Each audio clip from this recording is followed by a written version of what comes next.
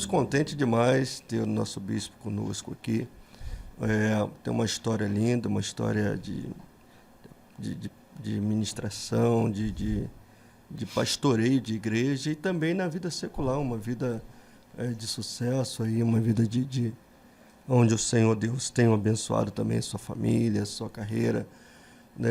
E nós louvamos a Deus pela sua vida, meu bispo, e queria que o senhor começasse contando aí sua experiência a nível secular, família, constituição de família, carreira, e depois a gente caminha para a nossa questão de ministério, de pastoreio de igreja. Começar lá pelo início, infância. Maravilha. Então, vamos lá. Antes de mais nada, vou mandar um abraço aqui, um beijo para minha esposa, Janaína, meu filhinho mais novo, Samuel, o Felipe Israel, que é o mais velho, está aqui comigo, me acompanha nessa noite. E eu preciso fazer isso, que senão eu me arrebento, né? e agradecer muito a Deus pela vida da minha família, né? E os familiares também lá do Goiás, né? Minha esposa tem uma família imensa, né? A gente marca um churrasco lá só para a família. Dá mais de 50 pessoas fácil. E os irmãos também estão nos acompanhando lá, a pastora Sandra, todos esses que nos acompanham. Enfim, vamos lá, do início, né? Então, eu nasci em Laranjeiras, né? Fui criado em Bangu, hoje moro em Bangu, até hoje. Hoje Deus me deu a graça de conseguir morar na rua onde eu fui criado, né? Apesar de ser um bairro da Zona Oeste, né? E aos olhos de muitos não valorizado, mas um imóvel em Bangu é caríssimo, é muito difícil de conseguir adquirir. Deus me deu essa graça. Fui criado, tive uma criação católica, carismática, né? Mais voltado para a questão carismática, movimento carismático da Igreja Católica até os 10 anos de idade, quando os meus pais se converteram, já na Missão Evangélica do Brasil, lá na igrejinha da Vila da Penha, lá em, né, igrejinha bem pequenininha na época. Um casal de amigos morava próximo ali da nossa rua.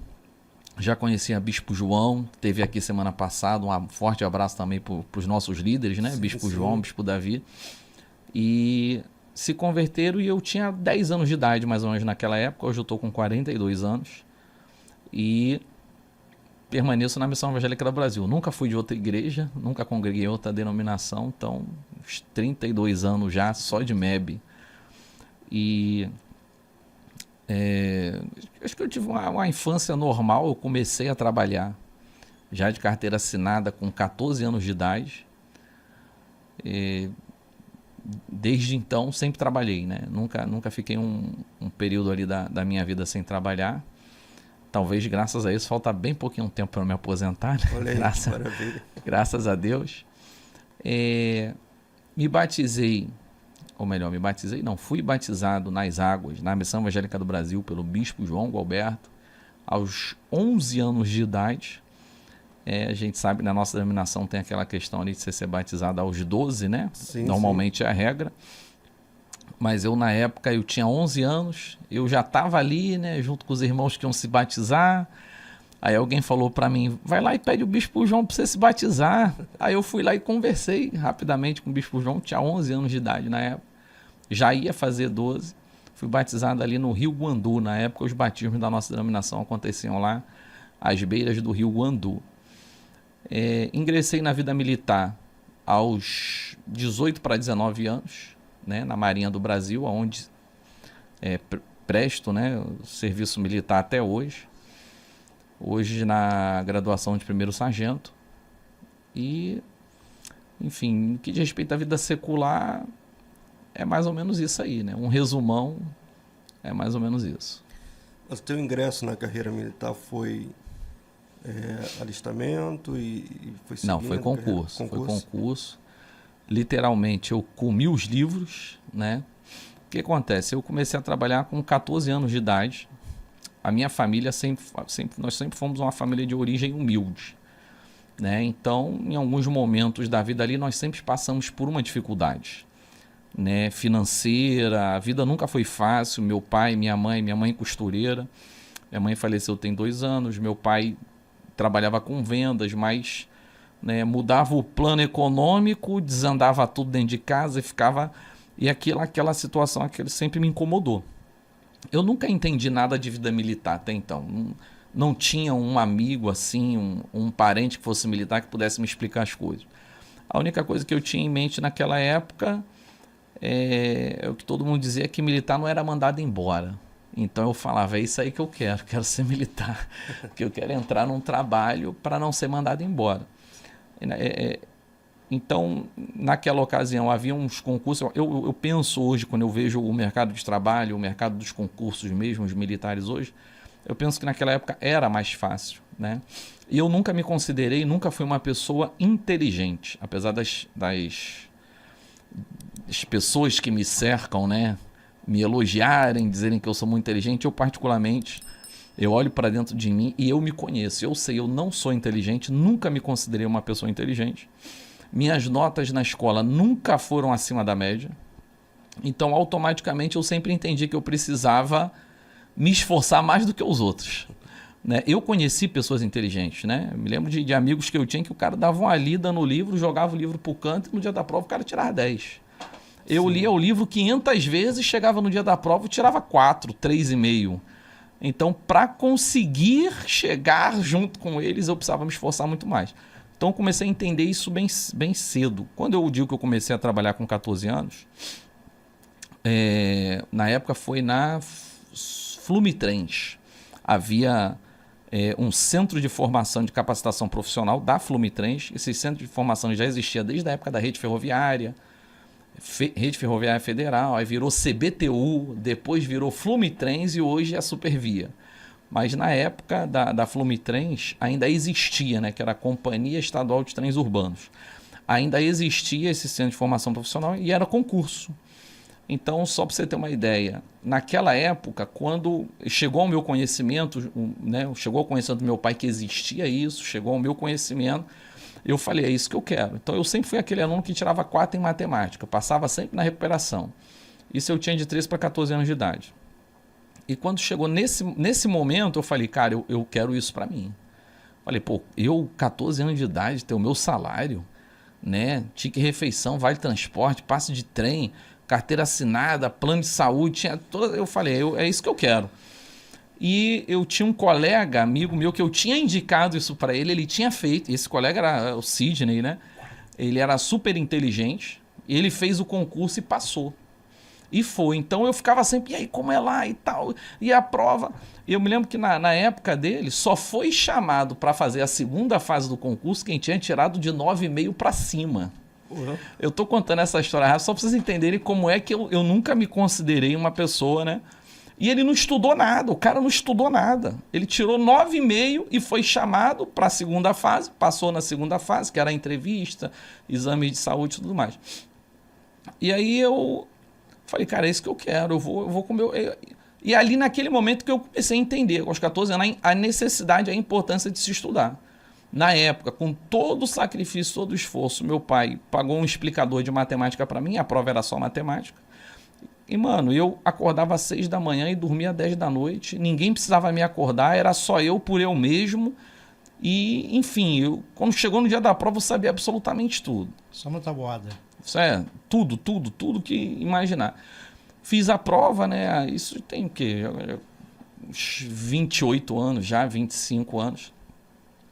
E, rapaz, eu lembro que quando o gabarito saiu, eu quase entrei em depressão. Porque eu comparei com a minha prova e eu falei, pô, tirei 9,5. No último concurso, só tinha sido chamado para a próxima fase quem tinha tirado de 9,5 para cima. Eu me lembro, eu estudei por 40 dias, me isolei do mundo, me tranquei, minha vida acabou. Eu acordava às 6 da manhã, dormia às 10 da noite estudando sem parar. Eu ficava sem comer, sem beber, só estudando. Cara, e quando veio aquela notícia, pô, tirou 9,5, eu pensei, cara, não é possível, eu me esforcei tanto. E aí tua cabeça já começa, né? Na época, se eu não me engano, eram 40 vagas. E no concurso anterior foram... 200 pessoas tiraram de 9,5 para cima. Eu falei, pô, agora eu continuo na briga. E não consegui me garantir no concurso, na prova. Aí tá. Aí quando saiu, isso eu acompanhando o gabarito, quando saiu o resultado, mano, o meu nome era o primeiro da lista. A maior nota tinha sido a minha, 9,5. Caramba. Ou seja, eu sem perceber, eles aumentaram o nível do concurso. Sim. Né? E eu quase chorei, né? Foi uma emoção muito grande. Naquele momento ali eu entendi realmente a necessidade de se estudar.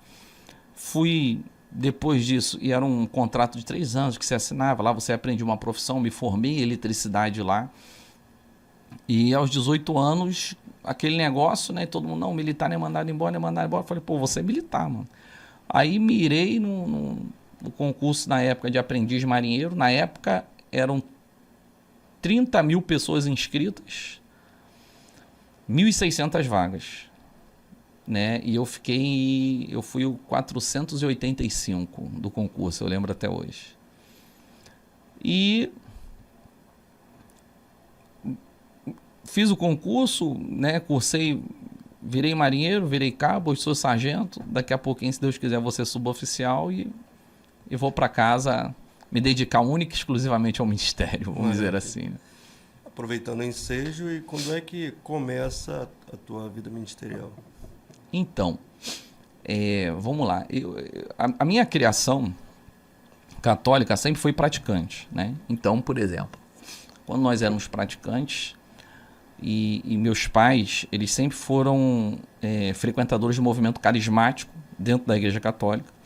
Então, eu sempre fui aquele menino que ele fez a primeira comunhão. Meus pais eram bem religiosos, né? Criavam a gente ali assim, se eu falasse um palavrão, se por um acaso eu falasse um palavrão, uma palavra feia, minha mãe botava uma pimenta na minha boca, meu irmão. Então, assim, eu fui criado assim. Até hoje eu fico assim... horrorizado, que às vezes eu passo por crianças de 2, 3, 4 anos, camarada, né, as crianças estão xingando palavrão ali que a gente não consegue nem... Falo, rapaz, eu tenho 42 anos hoje e não estou entendendo o palavrão que essa criança está xingando. Então eu tive essa criação, fiz primeira comunhão. Aos 10 anos, eu tinha mais ou menos 10 anos de idade, foi quando meus pais se converteram. Cheguei a ser coroinha, né, do padre na Igreja Católica. Você é filho único? Não, tenho um irmão. Meu irmão é mais ou menos 1 ano, quase que exatamente mais velho do que eu. E nós sempre tivemos essa criação também, né? Meu irmão também sempre me acompanhou, enfim, nos acompanhou, né? Acompanhávamos nossos pais. E nos convertemos.